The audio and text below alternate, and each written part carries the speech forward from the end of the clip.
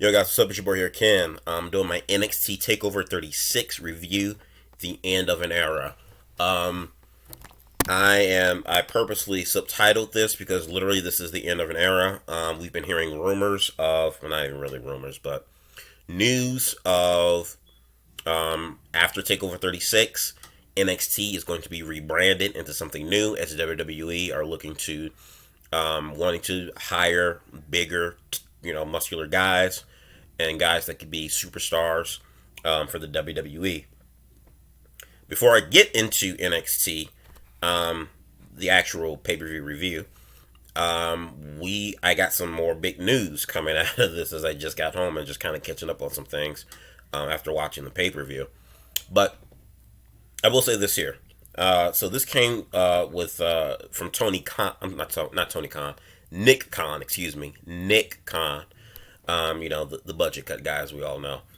So Nick Khan had an interview today, early this morning, and said that NXT will be going under some serious changes after Takeover tonight. And I quote, Nick Khan says, "We're doing a complete revamp on NXT, led by Triple H, who was one of the architects of the original NXT. In terms of an NXT rebrand, look for it in the next couple of weeks. It's going to have a whole new look. It's going to have a whole new feel, and we believe because a lot of the indie wrestlers, if you will, have come through our system and are in our system with SmackDown and Raw now, we don't want to just keep doing that same thing. We want to look elsewhere for great young talent. The look of the show, the production, it's all going to change next few weeks." That to me spoke. Now, like I said, we knew this was kind of coming from some of the news that we've heard over the past few weeks, but to hear it in an interview today from Nick Khan, it's like the storm's coming. the winds of change are coming in NXT. And watching the pay per view tonight, it really did feel like this was the end of an era of NXT under Triple H. As this was something that was Triple H's baby. This was Triple H's project for years. Triple H has made NXT to me one of the best brands and best things about WWE. But ever since NXT has been put on TV, hadn't been the same. Since they had been losing to AEW in the ratings and had to, I guess you could say, go back to another night or to go to a different night with their tails between their legs, NXT has been pretty much done. NXT, the brand, was fucked the moment it got on TV because when that happened, that gave Vince McMahon more control and power of the black and gold brand.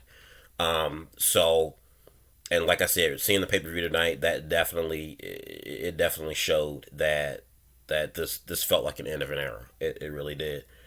The next big news tonight that I just came across is that Adam Cole has not re-signed with WWE. We know Adam Cole's contract had expired in July, but he had made an extension out to August, I believe, over the SummerSlam weekend. We knew last Friday or 2 weeks ago he had a personal interview with Vince McMahon. Rumored that Vince would offer him like a $1 million contract or something like that. Big money and big story plans and whatnot. I'm just reading this now from both PW Insider and Fightful.com. Two valuable sources confirmed each other's sources news that Adam Cole has not re-signed with the WWE.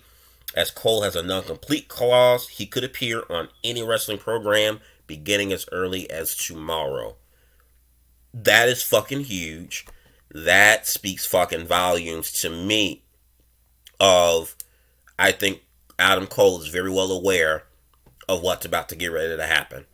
That all the news articles and the word backstage within the company of NXT being rebranded and the word going around that no more, I think the term was no more midgets or no more vanilla midgets. That they're looking for big guys and more muscular guys and whatnot. So 6'5". Adam Cole does not fit WWE's mold. He does. One of the best wrestlers in the world. He can talk. He's a good-looking guy. One of the best wrestlers in the world today, in my opinion. Adam Cole's got all the tools, but being 6'5". I mean, that's just what it is. And I think hearing all these reports of the brand being restructured and what they are kind of looking to, I think Adam Cole knows his time in WWE is up. And now to read this to say like after his tonight was his last night, that's fucking huge. And that, my God, Adam Cole and AEW, please, yes. I know they just signed CM Punk. I know strong rumors of Daniel Bryan coming down the pipe sometime later next month, maybe in that New York show. But Adam Cole, baby, my God, I think that'll be a huge move. That'll be a huge move for AEW. Adam Cole would be perfect for AEW. I mean,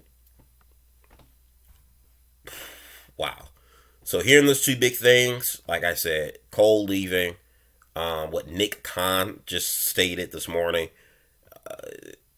I really don't know what the future holds for NXT. I mean, I think the rebranding of the black and gold brand, it probably could use a facelift because let's be honest, we all feel like NXT in 2019 or going into 2020 hadn't really been the same.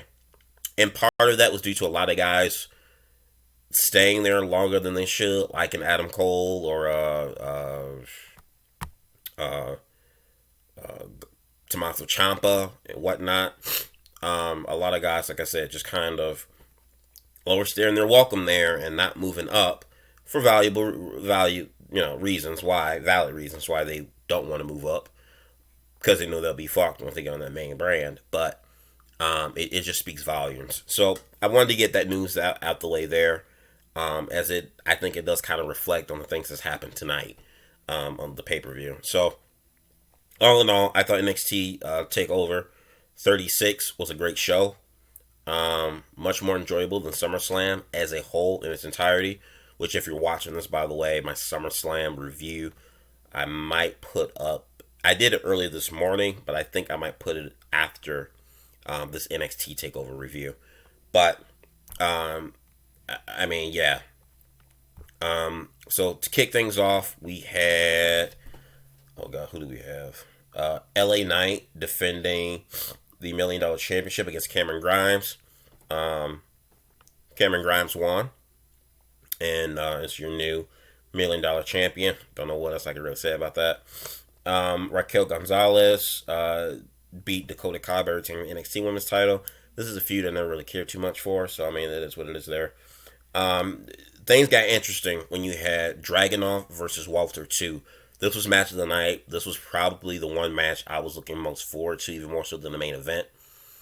Only just because of the simple fact that, one, they had a phenomenal match last year, Dragunov and Walter, but also the main event, the build to the main event to me kind of felt lackluster or lost some steam. I think that was due to, in part, of the booking of Cross since going to NXT. And even tonight, I'll get into that. But this match was great.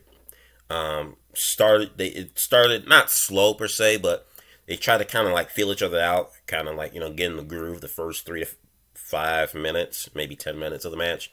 But once it got going, and it got good. Dragunov end up being is your new NXT UK champion. Walter has had a hell of a run, one of the best runs in modern WWE. The longest reigning champion in WWE history, 870 days. Walter's been champion. I mean, like, he's been champion since 2019. That's incredible. So yeah, it'll be interesting to see as well. With this whole rebrand of NXT, where does that leave the UK branch, and what are they gonna do with that talent? Because I know Walter is not keen on coming to America and living in America overseas. So it'll be very interesting to see how that works out. But it is what it is with that. Next after that, we have the Kyle O'Reilly versus Adam Cole. 2 out of 3 falls match. First match was a regular match. Second match, street fight. Third, if they got to that point, was a cage match. Well, like I said, the match was good. I personally wasn't into this feud. I mean, like after Kyle O'Reilly beat Adam Cole the first time, I was done with the feud. And then they did it a second time, and then obviously tonight they revisited a third time. I was so done with this feud. Like the matches are good, but to me, just Kyle O'Reilly is just kind of lame. Good wrestler, but he's kind of corny to me, and he always has been corny to me. Even going back to Ring of Honor, and I guess that's another reason why too. I'm kind of not. I wasn't really that hyped on this feud because it was like I've seen it before. You know, these guys had a feud in New Japan and in ROH. So like for a wrestling fan, it's like been there, done that. But you know, for a lot of people, I'm sure this is their first time witnessing this if they haven't followed these guys prior to coming to WWE. But it is what it is. So they end up getting to the third fall. Um,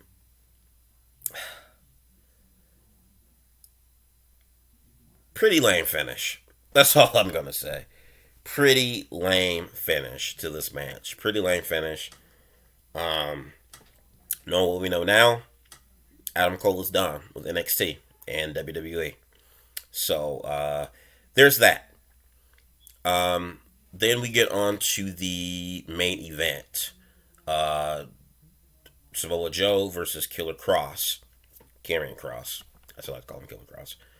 Like I said, despite the build, which I felt in the beginning was really good, but you know, in the later weeks as Cross transitioned over to the main roster and the confusing booking of his transition to the main roster, I think kind of hurt his build and his persona leading up to Samoa Joe, as Cross had been built as a guy who was just like a monster going on a tear, and here you have Samoa Joe coming back to the NXT brand, who for all intents and purposes, when he first came through NXT, kind of had a similar path of dominance and destroying people. So it was like King Kong versus Godzilla. At that point, like Cross may have met his match here, but since the mishandling of Cross just early on and his handling on Raw, it kind of killed Cross's mystique, which and then return kind of hurt his build with Joe. Now we get on to the actual match. I thought this match was great. I thought this was a fun match. Two big guys slugging it out. I know for some reason people think Cross is not a good wrestler. I don't see what they see in Cross not being a good wrestler. Cross is a good wrestler. I mean, he's a brawler like type guy. But Joe was hanging there in there with him. Joe looked great considering for a guy who you could say is kind of piled up on the injuries in his body and was out of in-ring action for well over a year due to concussions and whatnot. He looked like he didn't skip a beat. Looked a little gas at some points, but he looked like he didn't skip a beat. Joe hit Cross with the Muscle Buster and pins him and wins. So Killer Cross, Karrion Cross, is done with NXT, and he is officially moving on to Monday Night Raw. Joe is the first man ever to be a 3-time NXT champion, so he made history tonight. I think moving forward, like I said tonight, it felt like an end of an era for NXT. Knowing what I know now, going into it and then coming out of the pay-per-view, hearing about the news of Cole, this felt like an end of an era. Cole is gone. Adam Cole is gone, who, for all intents and purposes, was the face of NXT for the last 3 years. Cole is gone from NXT. Cross, a guy who Triple H has protected very well, WWE's kind of fucked up a little bit already and mishandled. And he's kind of had his swan song and is going up fully to the main roster. I mean, tonight just really felt like, and it's kind of sad. It's kind of sad. Even seeing Joe celebrate with the title, it was like, dude, knowing what I just heard from Nick Khan this morning, in the next couple of weeks, you're going to be a transitional champion. Joe's probably going to drop that to, I don't even know, whomever.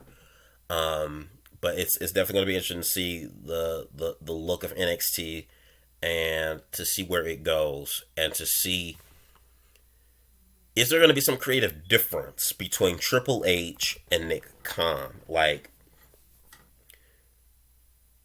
does Triple H agree with this? Does Triple H? I kind of want to know, where does Nick Khan stand on the ladder of the corporate ladder in comparison to Triple H? Are they on even ground, or does Nick Khan has more say than Triple H? If memory serves me right, I believe Nick Khan holds quite some power in WWE, um, especially when it comes to their financial department. He's like the guy. Obviously, Kevin Dunn is like second in command after Vince. I think Nick Khan might be a third in command. So it's going to be interesting to see if there's going to be a power of play between Triple H, because you gotta figure Triple H is like gritting his teeth and just really just probably not agreeing or liking any of the direction of how WWE is going, get alone his personal project being NXT. But he just kind of has to sit there, grin and bear it. I mean, because there's nothing really he can do. Like, it's out of his control. All in all, Takeover was a good show. Like I said, it was bittersweet because it really felt like the end of an era of Triple H's NXT and what he wanted it to be.